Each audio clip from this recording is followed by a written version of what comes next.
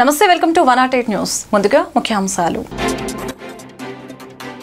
YCP గూండాలకు భయపడొద్దు, YS Sharmila వెల్లడి. చంద్రబాబు అరెస్టును జీర్ణించుకోలేక గుండెపోటుతో మృతి చెందిన 5 కుటుంబాలను పరామర్శించిన భువనేశ్వరి.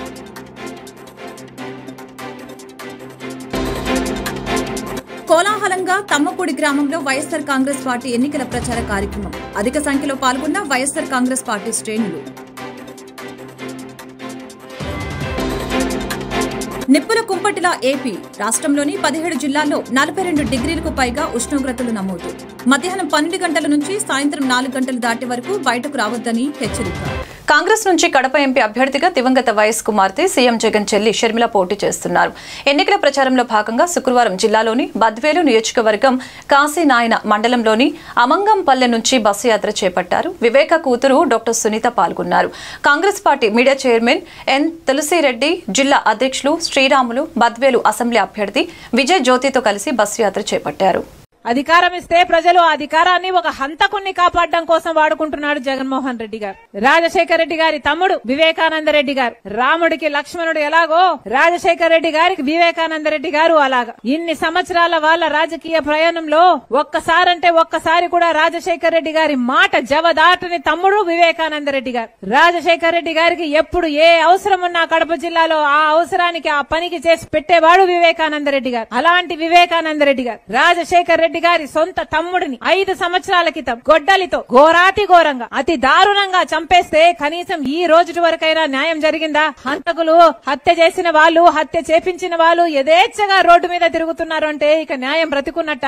ఎందుకు తిరగగలుగుతున్నారు? ఎందుకు శిక్ష పడలేదు? ఎందుకంటే సాక్షాత్తు ముఖ్యమంత్రి గారు జగన్మోహన్ రెడ్డి గారు అధికారం ఇస్తే అధికారాన్ని వాడుకొని హంతకుల్ని కాపాడుతున్నారు ఈ రోజు జగన్మోహన్ రెడ్డి గారు. కాబట్టే ఈ రోజు అవినాష్ రెడ్డి అనేవాడు దోషైనా కూడా ఈ రోజు వరకు కూడా శిక్ష పడకుండా తిరుగుతున్నారు. కనీసం ఒక్క రోజు కూడా జైల్లో గడపలేదు. 5 సంవత్సరాలు అయింది చంపేసి. ఈ రోజు వరకు కూడా ఒక్క రోజు కూడా జైల్లో గడపలేదు. కేవలం జగన్మోహన్ రెడ్డి గారి అధికారాన్ని అడ్డు వేశాడు. కాబట్టి అధికారంతో బీజేపీతో పొత్తు పెట్టుకున్నాడు. బీజేపీతో అక్రమ పొత్తు పెట్టుకున్న వాడు జగన్మోహన్ రెడ్డి గారు. బీజేపీ పార్టీకి బానిసగా మారిన వాడు జగన్మోహన్ రెడ్డి గారు. ఆ బీజేపీతో ఉన్న ఆ పొత్తు కోసమే ఈ రోజు అవినాష్ అనేవాడు ఇంకా యథేచ్ఛగా బయట తిరుగుతున్నాడు. మరి ఇలాంటి వాళ్ళకు బుద్ధి చెప్పాల్సిన అవసరం లేదా? ఇదంతా ఒకెత్తైతే ఈ రోజు మళ్ళీ అదే హంతకునికి, అదే హత్య చేసిన వాళ్లకు, వివేక మరణానికి, చావుకు కారణమైన వాళ్లకు మళ్ళీ వాళ్ళకే ఎంపీ టికెట్ ఇచ్చారంటే ఇక ఏం చెప్పాలి? ఇది అధికార అహంకారం కాకపోతే మరి ఏమిటి అని అడుగుతున్నాం. ఒకవైపేమో వాళ్ళని కాపాడుకుంటూ వస్తున్నారు, ఇంకోవైపేమో మళ్ళీ వాళ్ళకే అధికారం కట్టబెట్టడానికి మళ్ళీ వాళ్ళకే టికెట్ ఇచ్చారు అంటే ఇక ఎప్పటికీ హంతకులే పరిపాలన చేయాలా? హంతకులే పాలకులుగా ఉండాలా? ఏం చెప్పదలుచుకుంటున్నాడు జగన్మోహన్ రెడ్డి గారు? ఈ రోజు రాజశేఖర రెడ్డి బిడ్డ కడప సీటుకు పోటీ చేసింది కాంగ్రెస్ పార్టీ తరఫున. ఎందుకంటే ఇలాంటి హంతకులు మళ్లీ గెలవకూడదు కాబట్టి నేను పోటీ చేస్తున్నా. ఇలాంటి హంతకులు మళ్లీ చట్ట సభలకు వెళ్లడానికి వీల్లేదు కాబట్టి నేను పోటీ చేస్తున్నా. మీ అందరూ ఆశీర్వదించండి. ఎలాగైతే రాజశేఖర రెడ్డి గారు, వివేకానంద రెడ్డి గారు మీకు అందుబాటులో ఉండి మీ అవసరాలు తీర్చారో, మీకు సేవ చేశారో, మీరు ఆశీర్వదించండి. రాజశేఖర రెడ్డి బిడ్డగా నేను మాటిస్తున్నా, మీకు అందుబాటులో ఉంటా. మీరు గెలిపించండి. మీ బిడ్డనవుతా. మీ బాధ్యత నా మీద మోసుకుంటా. మీ బలమైతా. మీరు ఆశీర్వదించండి. మరొకసారి చెప్తున్నాం, ఓటు అనేది మీ చేతుల్లో ఉన్న ఏకైక ఆయుధం. 5 సంవత్సరాలకు ఒక్కసారి మాత్రమే వచ్చే ఆయుధం. మనసు పెట్టి ఆలోచన చేసి ఓటు వేయండి. మళ్లీ అహంకారులకు ఓటు వేస్తే, మళ్లీ ఈ హత్య రాజకీయాలను ప్రోత్సహించే వాళ్లకు ఓటు వేస్తే భవిష్యత్తు మిమ్మల్ని క్షమించదు. మళ్లీ చెప్తున్నాం, న్యాయం తరఫున, ధర్మం తరఫున మీ అందరూ నిలబడండి. దేవుడు ఆశీర్వాదం మన మీద ఉంటుంది, మీ మీద ఉంటుంది, మన నేల మీద ఉంటుంది, మన కడప గడ్డ మీద ఉంటుంది. మళ్లీ చెప్తున్నాం, ఎవరు డబ్బులు ఇచ్చినా తీసుకోండి. తెలుగుదేశం పార్టీ డబ్బులు ఇచ్చినా తీసుకోండి, వైసీపీ పార్టీ డబ్బులు ఇచ్చినా తీసుకోండి, మీ డబ్బులే. కానీ ఓటు వేసేటప్పుడు మాత్రం ఒక్కసారి ఆలోచన చేయండి. హత్య చేసిన వాళ్లకు, హత్య రాజకీయాలను ప్రోత్సహిస్తున్న వాళ్లకు ఓటు వేస్తే భవిష్యత్తే మిగలదు. మరొకసారి రాజశేఖర రెడ్డి బిడ్డ మనస్ఫూర్తిగా మిమ్మల్ని అందరినీ ఆశీర్వదించమని కోరుకుంటుంది. ఎమ్మెల్యే అభ్యర్థిగా కాంగ్రెస్ పార్టీ తరఫున జ్యోతమ్మ నిలబడుతుంది. గొప్ప మెజారిటీతో గెలిపించండి. ఆశీర్వదించండి. మీ బిడ్డనవుతా, మీ బలమవుతా. ఆశీర్వదించాలని మనస్ఫూర్తిగా కోరుకుంటున్నాం. నంద్యాలలో నారా భువనేశ్వరి పర్యటించారు. చంద్రబాబు అరెస్టును జీర్ణించుకోలేక గుండెపోటుతో మృతి చెందిన 5 కుటుంబాలను పరామర్శించి భువనేశ్వరి వారికి టీడీపీ పార్టీ అండగా ఉంటుందని హామీ ఇచ్చారు. నంద్యాల పట్టణంలో గురువరాజు, అబ్దుల్ రహీం, బుక్కపురం గ్రామంలో చిన్న మద్దిలేటి, నారాయణపురంలో నరసింహాచారి, వెంకటేశ్వర్లో కుటుంబాలని పరామర్శించారు. అనంతరం నారా భువనేశ్వరి మాట్లాడుతూ అన్నా క్యాంటీన్లను వైసీపీ ప్రభుత్వం మూసివేసి పేదవాళ్ల కడుపు కొట్టిందని తెలిపారు. వైసీపీ ప్రభుత్వం వచ్చాక ఏపీకి ఒక్క పెట్టుబడి కూడా రాలేదని అన్నారు. వైసీపీ పాలనలో రాష్ట్రాన్ని గంజాయి, డ్రగ్స్ కు కేంద్రంగా మార్చారని తెలిపారు. రానున్న ఎన్నికల్లో టీడీపీ, బీజేపీ, జనసేన కూటమిని గెలిపించాలని అన్నారు. కోట్ల రూపాయలు లబ్ధి పొందారు మీరు. అదే కాకుండా మైనారిటీ వెల్ఫేర్ డిపార్ట్మెంట్ ద్వారా 2500 కోట్లను ఉపయోగించుకున్నారు మీరందరూ. ఆంధ్రప్రదేశ్ నూర్ భాషా దుదేకులు ముస్లిం కోఆపరేషన్ ఫండ్స్ ప్రారంభించి 40 కోట్ల బడ్జెట్ ను కేటాయించింది తెలుగుదేశం ప్రభుత్వం మీకోసం. అదే కాకుండా ఫీ రీఎంబర్స్మెంట్, అంబేద్కర్ ఓవర్సీస్ విద్యా విధానం, ఎన్టీఆర్ ఉన్నత విద్యాధరణ వంటి పథకాలను తీసుకొచ్చి 5,40,000 మైనారిటీ విద్యార్థుల్ని 1000 కోట్ల రూపాయలతో లబ్ధి పొందారు మైనారిటీ విద్యార్థులు. అట్లానే ఇమాములకి 5,000 చొప్పున రూపాయలు, అట్లానే మౌజూములకి 3,000 రూపాయల చొప్పున గౌరవం వేతనం అందించారు. అట్లానే 30,200 మందికి లబ్ధి పొందారు దీని ద్వారా. అట్లానే ఉచిత కరెంట్ 50 యూనిట్ల నుంచి 100 యూనిట్ల వరకు పెంచి కరెంటు బిల్ని భారం తగ్గించారు మీ అందరి కోసం. అట్లానే టీడీపీ ప్రభుత్వం మీకు అందించిన రంజాన్ తోఫా, దుల్హన్, దుకాన్, మకాన్, స్వయం ఉపాధి లోన్లు వంటి 10 పథకాల్ని చంద్రబాబు నాయుడు గారు మీ మైనారిటీల కోసం తీసుకొచ్చారు. కానీ ఇప్పుడు ఈ ప్రభుత్వం ప్రతి ఒక్క పథకాలు మీకు అందాల్సిన అన్ని వాళ్ళు రద్దు చేసి పెట్టారు. ఇప్పుడు ఇన్ని మీరు విన్నారు. మీరు ఒక్కటే ఆలోచించాలి. నేను 2-3 వర్గాల ప్రజల్ని కలిశాను. ప్రతి వర్గంలో నేను చూసింది తెలుగుదేశం ప్రభుత్వం. వాళ్ళు ఎంత గొప్ప పని చేశారో ప్రతి ఒక్క వర్గానికి చంద్రబాబు నాయుడు గారు. ఎందుకంటే నాకంటే కూడా మీకు బాగా తెలుసు, చంద్రబాబు నాయుడు గారి హయాంలో ఆయన ప్రతి ఒక్క వర్గానికి న్యాయం చేశారు. ఎందుకంటే దాంట్లో ఆయన చూసింది ఆంధ్రప్రదేశ్ ప్రజలు. వాళ్ళు సంతోషంగా ఉండాలి, ఆ వర్గాలకు చెందిన వారు. దాంతో వాళ్ళు లబ్ధి పొందాలనే చాలా పథకాలు తెచ్చారు. కానీ ఇప్పుడు ఈ వైసీపీ ప్రభుత్వం వచ్చి ఒక్క పథకాన్ని కూడా ముందుకు తీసుకెళ్లలేదు. ఇప్పుడు నేను గుర్తు చేస్తున్నాను మీకు, ఒకప్పుడు దేశం ఎంతో గొప్ప దేశం, మైనారిటీలకు సమాన హక్కులు, చట్టాలు, అట్లాగే స్వేచ్ఛనిచ్చిన దేశం మనది.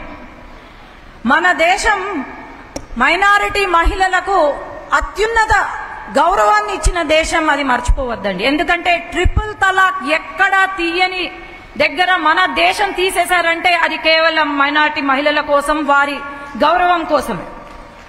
ఇలాంటి దేశంలో 5 సంవత్సరాలుగా మరి మైనారిటీలకు మొండి చెయ్యి చూపిస్తూ, అట్లాగే ఎటువంటి న్యాయం చెయ్యకుండా వైసీపీ ప్రభుత్వం ముందుకు వెళ్తుంది. ఓట్లు కోసమో లేకపోతే ఎన్నికలు వస్తే మా మైనారిటీలు మా ఆత్మ బంధువులు అని మాట్లాడతారు. ఈరోజు మైనారిటీల గురించి, వారి న్యాయం కోసం, వారి సంక్షేమం కోసం పోరాడిన ఏకైక పార్టీ తెలుగుదేశం పార్టీ అని నేను తెలియజేసుకుంటున్నాను. ఎన్నో హామీలు కురిపించారు జగన్మోహన్ రెడ్డి గారు. మన నంద్యాలకు వచ్చి ఎన్నో హామీలు కురిపించారు. మరి మైనారిటీలకు సబ్ ప్లాన్లు అమలు చేశారా అంటే చేయలేదు. రిజర్వేషన్లు, నామినేటెడ్ పోస్టులు పనుల్లో రిజర్వేషన్లు కల్పిస్తానని చెప్పి ఒక్క రిజర్వేషన్ కూడా కల్పించలేదు. ఉన్న 5% రిజర్వేషన్ ఏదైతే ఉందో మైనారిటీలకు, అది 4% చేసి ఈరోజు ఒక రాజ్యసభ సభ్యుల్ని పంపించి ఆ 4% రిజర్వేషన్ ని కూడా తీసేయమని చెప్తారు వైసీపీ ప్రభుత్వం. ఈనాడు ఉర్దూ యూనివర్సిటీలు ఏవైతే ఉన్నాయో అవి తెచ్చింది కూడా చంద్రబాబు నాయుడు గారు తప్ప ఇంకెవ్వరూ లేరు. ఉన్న ఉర్దూ యూనివర్సిటీలు, శంకుస్థాపనలు చేసిన ఉర్దూ యూనివర్సిటీలు ఏవైతే ఉన్నాయో అవి కూడా పక్కన పెట్టి ఈరోజు వైఎస్ఆర్సీపీ ప్రభుత్వం ముందుకు వెళ్తుంది. అట్లాగే ఉర్దూని 2వ లాంగ్వేజ్ గా, భాషగా మార్చిన ఏకైక వ్యక్తి చంద్రబాబు నాయుడు గారు. ఈరోజు మన విదేశీ విద్యను అందించారు.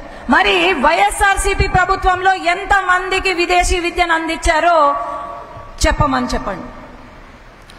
తెలుగుదేశం ప్రభుత్వం హయాంలో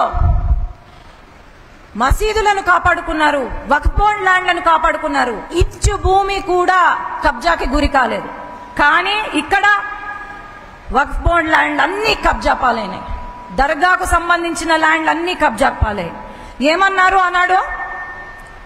మైనారిటీకి సంబంధించిన భూములను రీసర్వే చేపించి డిజిటలైజ్ చేస్తానని చెప్పి ఈరోజు ఒక్కటి కూడా డిజిటలైజ్ చేయలేదు. అలాగే మనకు భూములు ఇచ్చి ఇల్లు కూడా కట్టిస్తామని చెప్పారు, ఒక్క ఇల్లు కూడా కట్టించలేదు. ఈరోజు మాట్లాడతారు, సిఏఏ గురించి మాట్లాడతారు. అసలు సంబంధమే లేదు, ముస్లింలకు సంబంధమే లేని సిఏఏ అంటే కూడా ఏందో తెలియని వ్యక్తులు మాట్లాడతారు. కేవలం సిఏఏ అంటే పాకిస్తాన్, ఆఫ్ఘనిస్తాన్. ఈ రోజు మీరు ఉన్నారు కాబట్టి చెప్పాల్సి వస్తుంది. పాకిస్తాన్, ఆఫ్ఘనిస్తాన్, బంగ్లాదేశ్ నుంచి వచ్చిన హిందువులు, బుద్ధులు, లేదంటే జైన్స్, వీళ్ళు ఎవరైతే ఉన్నారో డిసెంబర్ 30,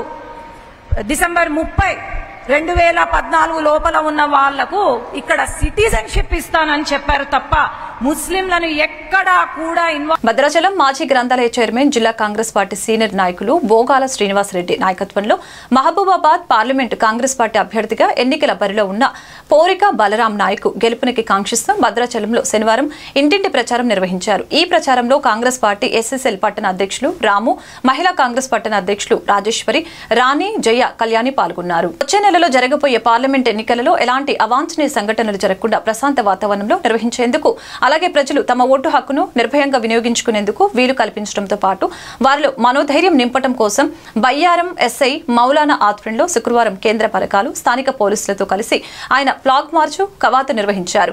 పోలీస్ సిబ్బంది అనిల్ యాదవ్, రాము, వెంకటేశ్వర్లు ఈ కార్యక్రమంలో తదితరులు పాల్గొన్నారు. గడప గడపకు వెళ్లి ప్రచార కార్యక్రమం నిర్వహించిన MLC Murugudu Hanumantharao, MLA RK, Guntur parliament అభ్యర్థి కిలారి రోసయ్య, నియోజకవర్గ శాసనసభ అభ్యర్థిని మురుగుడు లావణ్య, మాజీ శాసనసభ్యురాలు కాండ్రు కమల తదితరులు పాల్గొన్నారు. ఈరోజు సాయంత్రం దుగ్గిరాల మండలం తుమ్మపూడి గ్రామంలో వైఎస్సార్ కాంగ్రెస్ పార్టీ ఎన్నికల ప్రచార కార్యక్రమం కోలాహలంగా సాగింది. తొలుత గ్రామంలో భారీ సంఖ్యలో పాల్గొన్న యువకులు కేరింటిల నడుమ ఉత్సాహంగా పార్టీ అభ్యర్థులు ఇంటింటికి వెళ్లి ఎన్నికల ప్రచారం చేపట్టారు. గ్రామంలోని మహిళలు హారతులు ఇచ్చి అభ్యర్థులకు తమ మద్దతు తెలిపారు. అనంతరం గ్రామ సర్పంచ్ షేక్ అజీజున్ ఆధ్వర్యంలో ఏర్పాటు చేసిన ఇఫ్తార్ విందులో పాల్గొని భోజనం వడ్డించారు. ఈ కార్యక్రమంలో దుగ్గిరాల మండల ప్రజా ప్రతినిధులు, వైఎస్సార్సీపీ నాయకులు, కార్యకర్తలు, గ్రామస్తులు పాల్గొన్నారు.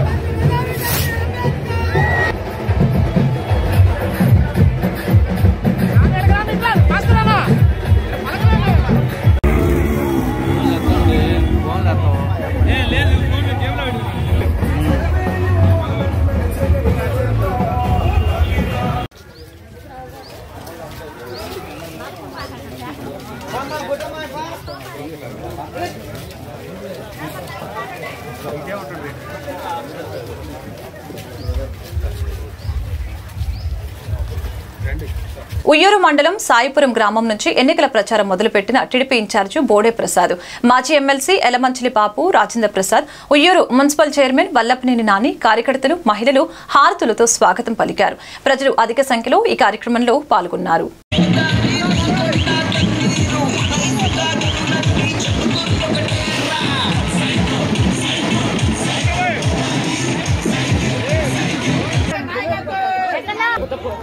గుమ్మడికాయ కొట్టాలి అక్కడ.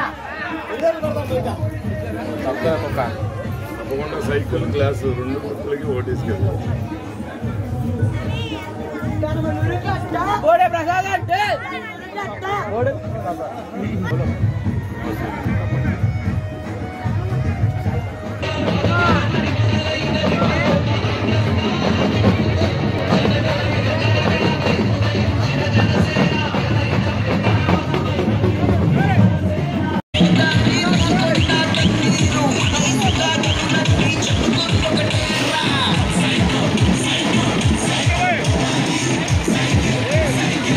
కావలి నియోజకవర్గంలో పసుపుదారి పట్టిన వైఎస్ఆర్సీపీ నాయకులు కార్యకర్తలు.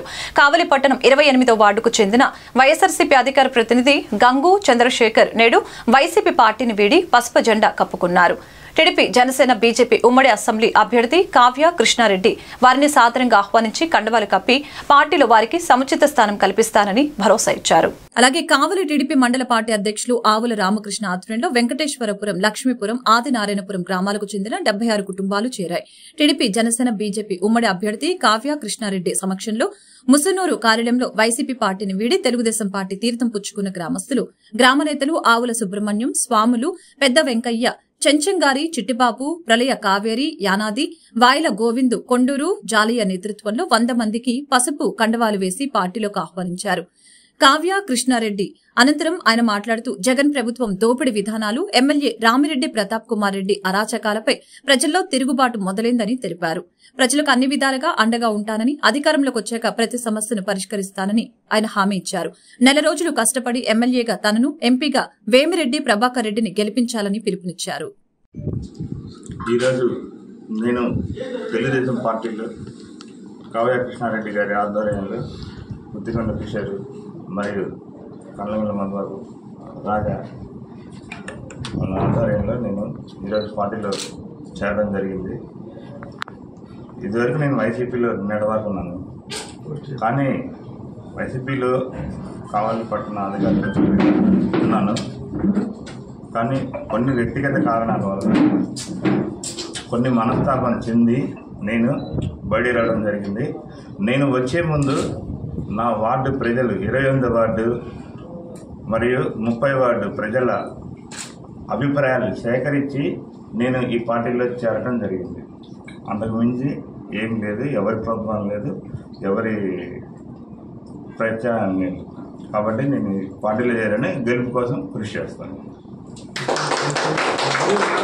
వేసవి తాగునీటి అవసరాల దృష్ట్యా సమ్మర్ స్టోరేజ్ ట్యాంకులకు పూర్తిగా నీటిని నింపేందుకు ఈ నెల 6వ తేదీన ప్రకాశం బ్యారేజీ నుంచి ఏలూరు కాల్వ, బందరు కాల్వ, రైవస్ కాల్వల ద్వారా ఎన్టీఆర్ జిల్లా, ఏలూరు జిల్లాలకు బంకింగ్హామ్ కాల్వ ద్వారా గుంటూరు, బాపట్ల జిల్లాలకు నీటిని విడుదల చేయడం జరుగుతుందని ప్రభుత్వ ప్రధాన కార్యదర్శి డాక్టర్ కెఎస్ జవహర్ రెడ్డి చెప్పారు. అలాగే నాగార్జున సాగర్ కుడి ప్రధాన కాల్వ ద్వారా పల్నాడు, గుంటూరు, బాపట్ల జిల్లాలకు ఈ నెల 8 నుంచి 18వ తేదీ వరకు 10 రోజుల పాటు నీటిని విడుదల చేయడం జరుగుతుందని తెలిపారు.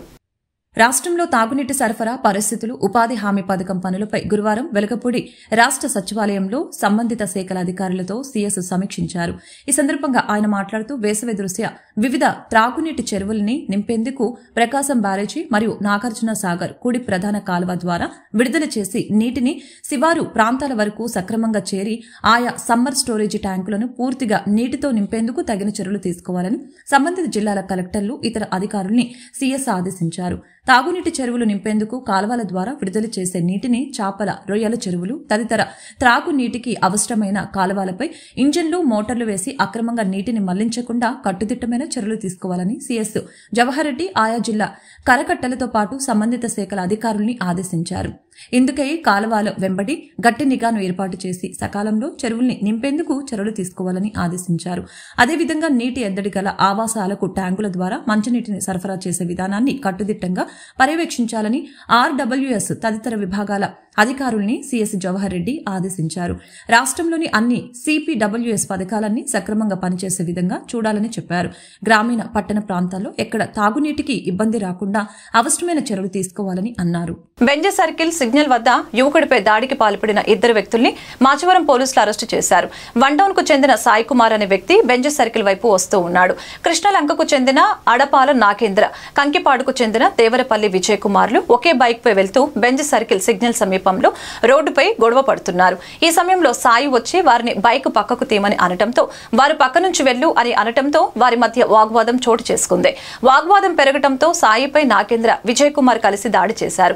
సమాచారం అందుకున్న మాచవరం పోలీసులు ఘటనా స్థలానికి చేరుకుని వెంటనే దాడికి పాల్పడిన వారిని అదుపులోకి తీసుకుని స్టేషన్ కు తరలించారు. దాడికి పాల్పడిన వారిపై కేసు నమోదు చేసి దర్యాప్తు చేస్తున్నట్లు తెలిపారు. ఇలాంటి అల్లర్ల గొడవలకు పాల్పడితే కఠిన చర్యలు తీసుకుంటామని మాచవరం సీఐ బి గుణరాము తెలిపారు. ఆంధ్రప్రదేశ్ నిప్పుల కుంపటిలా మారనుంది. రాష్ట్రంలో 17 జిల్లాలు 42 డిగ్రీలకు పైనే ఉష్ణోగ్రతలు నమోదవుతున్నాయి. నేడు 179 మండలాల్లో తీవ్ర వడగాల్పులు ఏర్పడుతున్నాయని విపత్తుల నిర్వహణ సంస్థ హెచ్చరికలు జారీ చేసింది. మధ్యాహ్నం 12 గంటల నుంచి సాయంత్రం 4 దాటే వరకు బయటకు రావద్దని హెచ్చరికలు జారీ చేశారు. ఆంధ్రప్రదేశ్ నిప్పుల కుంపటిని తలపిస్తోంది. చాలా వరకు జిల్లాల్లో నిన్న 42 డిగ్రీలకు పైగా నమోదైంది. దీంతో జనం బయటకు రావాలంటేనే హడలిపోతున్నారు. నిన్న అనకాపల్లి జిల్లా దేవరాపల్లి, వైఎస్సార్ జిల్లా పోరు మామిళ్లలో 44.5 డిగ్రీల ఉష్ణోగ్రతలు నమోదయ్యాయి. ఏప్రిల్ తొలి వారంలోనే ఉష్ణోగ్రతలు 44 డిగ్రీలు దాటితే మే నెల పరిస్థితి ఏంటన్న ఆందోళన వ్యక్తమవుతుంది. రాష్ట్రంలోని 17 జిల్లాల్లో 42 డిగ్రీలకు పైగా ఉష్ణోగ్రత నమోదవుతుంది. నేడు 179 మండలాల్లో తీవ్ర వడగాల్పులు, 209 మండలాల్లో వడగాల్పులు వీచే అవకాశం ఉందని విపత్తుల నిర్వహణ సంస్థ హెచ్చరికలు జారీ చేసింది. అలాగే ఉష్ణోగ్రతలు కూడా సాధారణం కంటే 2 నుంచి 4 డిగ్రీల వరకు పెరిగే అవకాశం ఉందని తెలిపింది. కాబట్టి ప్రజలు అప్రమత్తంగా ఉండాలని, అత్యవసరమైతే తప్ప మధ్యాహ్నం 12 గంటల నుంచి సాయంత్రం 4 గంటలు దాటే వరకు బయటకు రావద్దని హెచ్చరికలు జారీ చేసింది. వార్తలు ముగించే ముందు ముఖ్యాంశాలు మరొకసారి. వైసీపీ గూండాలకు భయపడొద్దు, వైఎస్ షర్మిల వెల్లడి. చంద్రబాబు అరెస్టును జీర్ణించుకోలేక గుండెపోటుతో మృతి చెందిన 5 కుటుంబాలను పరామర్శించిన భువనేశ్వరి.